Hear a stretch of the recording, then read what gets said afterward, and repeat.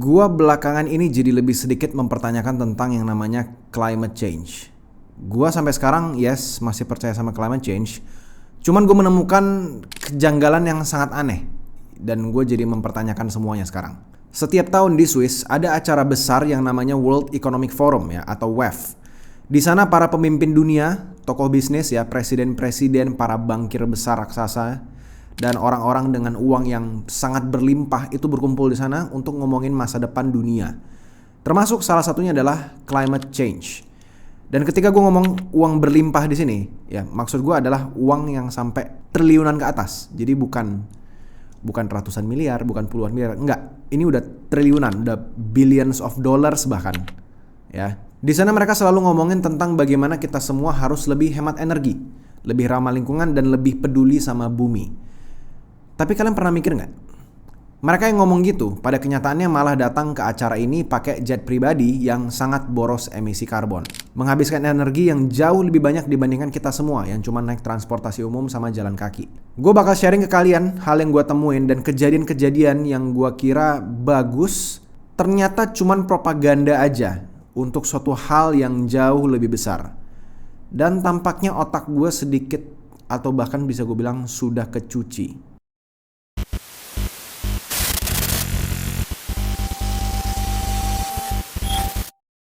Halo semuanya, kenalin nama gue Josh Gultom. Di channel ini gue banyak ngebahas tentang konspirasi, teknologi seperti AI, kripto, dan lainnya. Jangan lupa subscribe channel ini kalau kalian suka konten serupa. Follow juga Instagram, TikTok, dan Twitter gue di deskripsi di bawah. Dan di sana kalian bisa dapetin konten yang berbeda. Oke, kita lanjut ke videonya.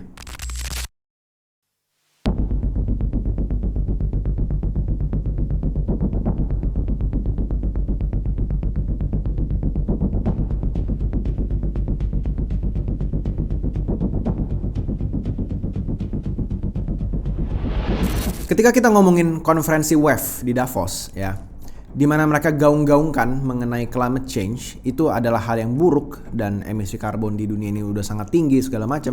Mereka sendiri nggak kalah parahnya untuk menyumbang emisi. Mungkin yang bisa gue bilang salah satunya adalah hotel-hotel yang mereka pakai gitu, itu juga makanannya semua diimpor dari seluruh dunia Jadi bukan makanan lokal, semuanya barang-barang impor entah dari mana. Dan barang-barang yang mereka punya dan mereka gunakan itu punya jejak karbon yang sangat besar. Sementara kita diajarin untuk menghemat energi dan memperkecil karbon footprint, mereka justru hidup dalam kemewahan yang menurut gue itu udah gak masuk akal lagi. Jadi gue mulai ngerasa ada yang gak bener di sini.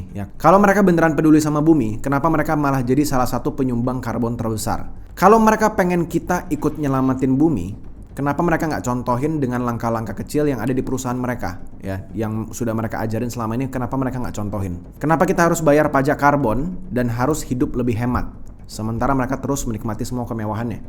Dan yang gue temuin adalah ada agenda yang lebih besar di balik semua ini, dan mereka mulai memanfaatkan figur publik buat ngegiring kita ke arah yang mereka inginkan. Seorang perempuan tiba-tiba muncul dan namanya sekarang udah ada di mana-mana.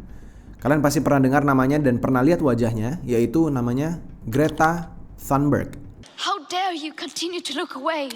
Nama ini tiba-tiba meledak Seorang remaja dari Swedia yang dengan lantang marah-marahin para pemimpin dunia. Dia nyalahin mereka kalau mereka itu lambat dalam menangani krisis iklim. Dia berbicara di acara PBB, di acara WEF, dan di berbagai panggung dunia lainnya. Dan setiap kata-katanya itu seolah jadi kayak alarm gitu, kayak wah, ini climate change ini adalah hal yang sangat penting dan kita semua harus peduli gitu. Tapi yang anehnya adalah gimana bisa anak sekecil ini tiba-tiba dapat akses ke panggung paling elit di dunia? Apakah Greta Thunberg itu benar-benar aktivis independen? Atau ada yang mendorong dia ke atas panggung sebagai sebuah alat propaganda sebenarnya?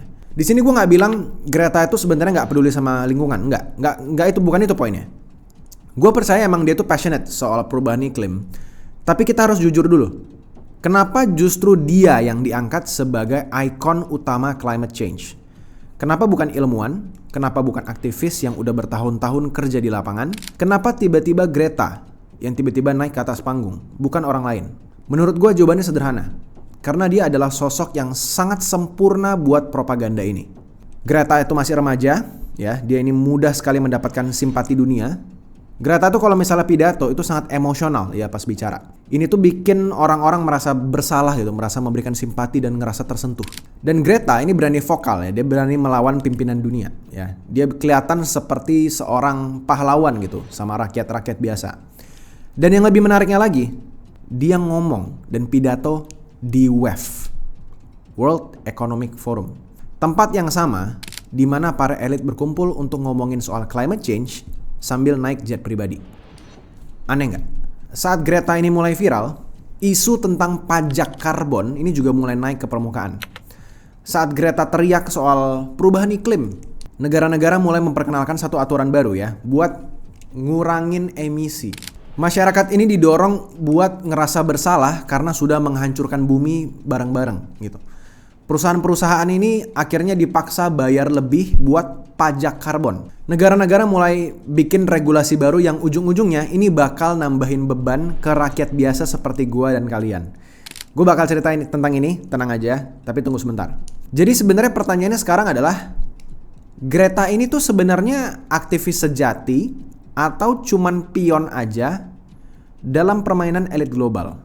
Apakah ini semua sebuah kebetulan? Gua rasa enggak.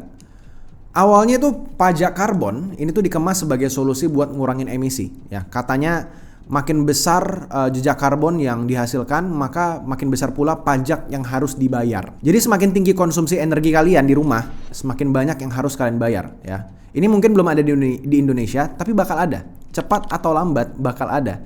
Tidak peduli siapapun presidennya guys. Mau nomor 1, nomor 2, nomor 3, tiga-tiganya bakal ngomong ini satu saat. Dan siapa yang paling kena dampaknya? Orang menengah. Di Indonesia, pajak karbon ini sebenarnya sudah sedikit mulai digaungkan dan diterapkan secara bertahap ya. Target pertamanya itu adalah PLTU batubara sebenarnya. Dengan alasan pembangkit ini tuh adalah penyumbang emisi terbesar di sektor energi. Kelihatannya masuk akal ya. Yang dipajakin itu bukan masyarakat seperti kita ya. Kelihatannya tuh wah, ini perusahaan-perusahaan dengan emisi karbon paling besar itu dipajakin gitu. Kelihatannya masuk akal, kelihatannya baik, kelihatannya bagus gitu.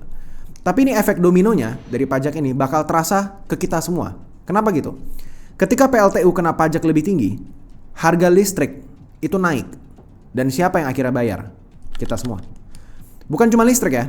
Kalau listrik itu naik harganya, semua industri lain yang bergantung sama energi fosil juga bakal kena. Transportasi, manufaktur, ya bahkan makanan kita sekalipun ya. Makanan itu kan butuh logistik ya, semuanya bayar bensin. Itu semuanya bakal naik.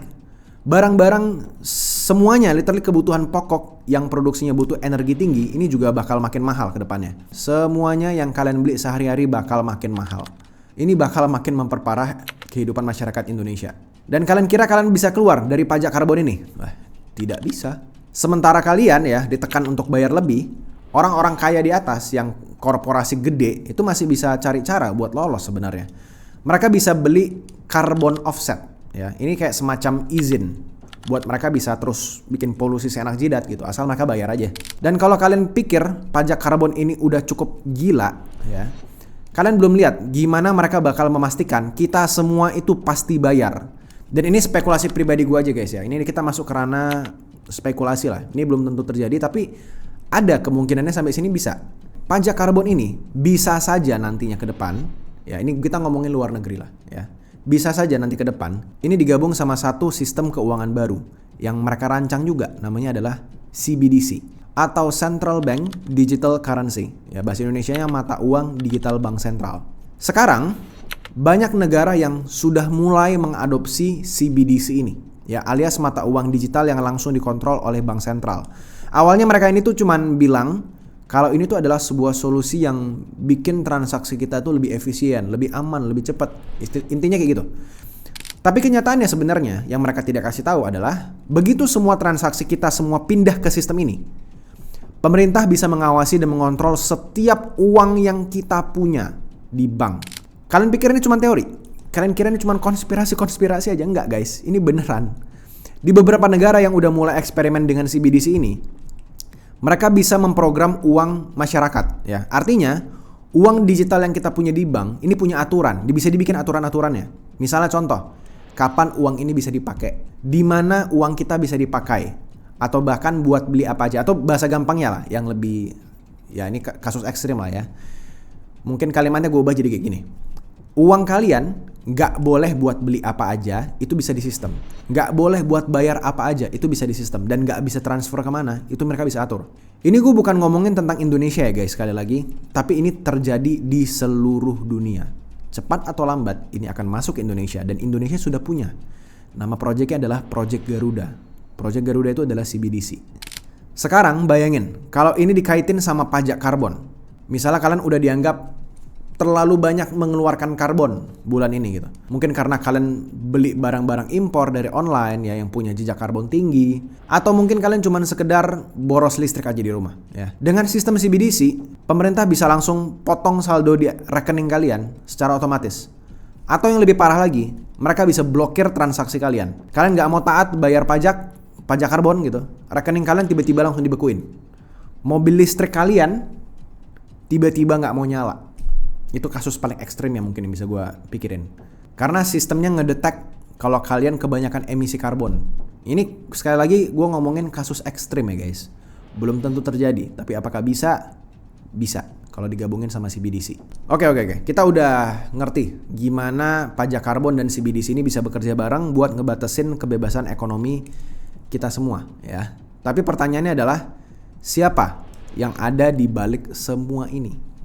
Siapa yang mendorong sistem ini ke seluruh dunia? Jawabannya adalah World Economic Forum.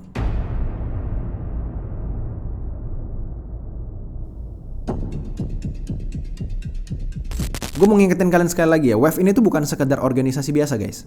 Ini tuh tempat dimana para pemimpin dunia ya, literally presiden, ya, bankir, perusahaan multinasional, dan miliarder itu datang ke sini. Dan gue ngomongin miliarder ini miliarder dolar ya, billionaires dolar. Mereka tuh bukan cuma diskusi aja.